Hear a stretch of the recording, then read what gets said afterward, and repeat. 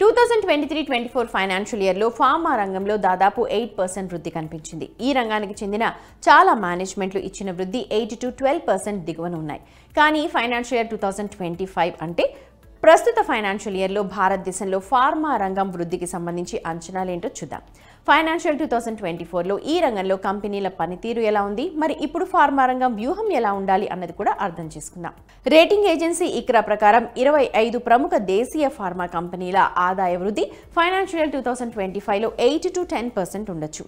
ఈ కంపెనీలు ఫార్మా పరిశ్రమ మొత్తం ఆదాయంలో 60% సహకరిస్తాయి. ఆర్థిక సంవత్సరం 2024లో వీటి ఆదాయ వృద్ధి కంపెనీలు ఇక్రా అధిక బేస్ కారణంగా యుఎస్, యూరోప్లో ఆదాయ వృద్ధి వరుసగా 8 నుంచి 10%, 7 నుంచి 9% తగ్గుతుందని అంచనా వేసింది. వర్ధమాన మార్కెట్లో 18 నుంచి 20%, 16 నుంచి 18% మొత్తం వృద్ధి అంచనా వేసింది. 16 నుంచి 18%తో పోలిస్తే ఆర్థిక సంవత్సరం 2025లో సంవత్సరానికి 8 నుంచి 10% వృద్ధి సాధ్యమవుతుంది. అయితే దేశీయ మార్కెట్లో వృద్ధి 6 నుంచి 8% వద్ద స్థిరంగా ఉంటుంది. అయితే డిమాండ్ పెరగడం వల్ల ఈ ఆర్థిక సంవత్సరం ఫార్మా రంగం వృద్ధి 8 నుంచి 9%గా ఉంటుందని, ఇది గత ఏడాది కంటే మెరుగ్గా ఉంటుందని, ఈ 8 నుంచి 9% వృద్ధిలో 4 నుంచి 5%గా ఉంటుందని ఇండియా రేటింగ్స్ అభిప్రాయపడింది. ఔషధాల ధరలలో పెరుగుదల కారణంగా ఉంటుంది. ఇది గత సంవత్సరం జోడించిన కొత్త ఫీల్డ్ ఫోర్స్ నుండి అదనపు అమ్మకాలు, దీర్ఘకాలిక చికిత్సల్లో అధిక వృద్ధి కారణంగా ఉంటుంది. ఇక ఆర్థిక సంవత్సరం 2025లో US drug regulator US FDA పరిశోధనలలో పెరుగుదల సాధ్యమవుతుంది. ఉత్పత్తుల నుండి రాబడి లేకపోవడం వల్ల యుఎస్ అమ్మకాలు స్థిరంగా ఉంటాయి లేదా దాదాపు 5% పెరుగుతాయి. ఇండియా రేటింగ్స్ ప్రకారం యుఎస్ జెనరిక్ వ్యాపారంలో ధరల క్షీణత ఆగిపోవడం, అధిక విలువ ఉత్పత్తులు మార్కెట్లోకి విడుదల కానున్నాయి. కంపెనీల ఖర్చులు కూడా తగ్గున్నందున కంపెనీల వర్కింగ్ మార్జిన్లు బలంగా ఉంటాయి. దేశీయ సూత్రీకరణ విభాగంలో M&A అంటే విలీనం అండ్ సముపార్జన కొనసాగించవచ్చు. అయితే అత్యంత bullish broking house share Khan ఈ రంగ ఆదాయ వృద్ధి 2025లో సంవత్సరానికి 11% ఉంటుందని అంచనా వేసింది. ఆదాయం సెక్టార్లో 60,202 కోట్లకు, ఎబిటిడా అంటే పని లాభం 24% పెరిగి 14,971 కోట్లకు, లాభం 43% పెరిగి 9,174 కోట్లకు చేరుకుంటుంది. కాబట్టి ఫార్మా రంగానికి వృద్ధి పరంగా ఆర్థిక సంవత్సరం 2025 బలంగా ఉండబోతోందని ఒక విషయం స్పష్టంగా ఉంది. అయితే ఈ రంగానికి ఏమైనా నష్టాలు ఉన్నాయా? ప్రస్తుత ఫార్మా పరిశ్రమకు 2 ప్రధాన ప్రమాదాలు ఉన్నాయని రేటింగ్ ఏజెన్సీ ఇక్రా అభిప్రాయపడింది. మొదట, గతేడాది కాలంలో American drug regulator US FDA భారతీయ ఫార్మాస్యూటికల్ కంపెనీలకు జారీ చేసిన హెచ్చరిక లేఖలు, దిగుమతి హెచ్చరికలు పెరిగాయి.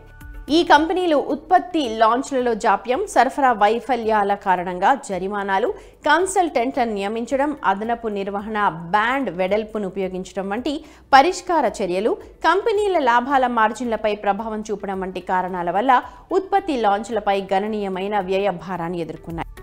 అంతేకాకుండా రెడ్ సీ సంక్షోభం ఇంకా ఫార్మా కంపెనీలను ప్రభావితం చేయలేదు, కానీ సరఫరా చైన్ అంతరాయాలు లేదా లాజిస్టిక్ ఖర్చుల పెరుగుదల ప్రతికూల ప్రభావాన్ని చూపడం చాలా ముఖ్యం. ఇక ఆర్థిక సంవత్సరం 2024లో ఫార్మా స్టాక్స్ల పనితీరు ఎలా ఉంటుందో చూద్దాం. 1 year రిటర్న్స్ చూస్తే దిగ్గజాలన్నీ పాజిటివ్ టెరిటరీలో కనిపిస్తున్నాయి, కానీ 1 month రిటర్న్స్ చూస్తే డాక్టర్ రెడ్డీస్, సన్ ఫార్మా, సిప్లా, లుపిన్ బలహీనంగా కనిపిస్తున్నాయి.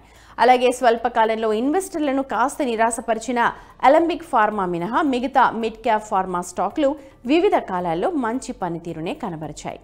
ఇక ఫార్మాతో పోల్చితే హెల్త్ కేర్ అంటే హాస్పిటల్ స్టాక్ల పనితీరు మరింత మెరుగ్గా ఉంది.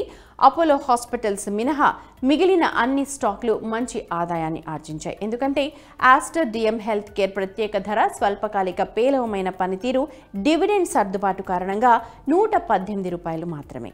ఇక అతి ముఖ్యమైన ప్రశ్న, ఫార్మా రంగ షేర్లలో ఒక వ్యూహాన్ని ఎలా రూపొందించాలి? బ్రోకింగ్ హౌస్ షేర్ ఖాన్ అగ్ర ఎంపికల గురించి మాట్లాడుతూ దిగ్గజాలు Sun Pharma, doctor Reddy's, Cipla, mid క్యాప్లో Sanofi India, Strides Pharma, Caplin Point, hospital షేర్లలో ఆర్టెమిస్ మెడికేర్ ఉన్నాయి. పెద్ద ఫార్మా కంపెనీలలో జీఎస్కే ఫార్మా 40% అప్సైడ్కు కొనుగోలు చేయొచ్చని స్టాక్ మార్కెట్ నిపుణుడు సంతోష్ సింగ్ అభిప్రాయపడ్డారు. హాస్పిటల్ స్టాక్స్లలో KIMS, Narayana Hrudayalaya, Medanta, Fortis health care 10 to 15% క్షీణించాయి. అయితే ఏపీఐ తయారీ కంపెనీలు Divi's lab, Laurus labs, IOL కెమికల్స్ను మధ్యస్థ నుండి దీర్ఘకాలికంగా 30 to 35% పైకి పెట్టుబడి పెట్టచ్చు. ఇక మొత్తం మీద ఫార్మా స్టాక్లు గత 6 నుంచి 12 నెలల విపరీతమైన రాబడిని అయితే అందించాయి. వృద్ధి అవకాశాలు బాగానే ఉన్నప్పటికీ అధిక వాల్యుయేషన్లు, రిస్క్ను దృష్టిలో పెట్టుకుని ఈ రంగంలో ఎంపిక చేసిన స్టాక్లలో దీర్ఘకాలం నుండి పెట్టుబడి పెట్టడం మంచిది.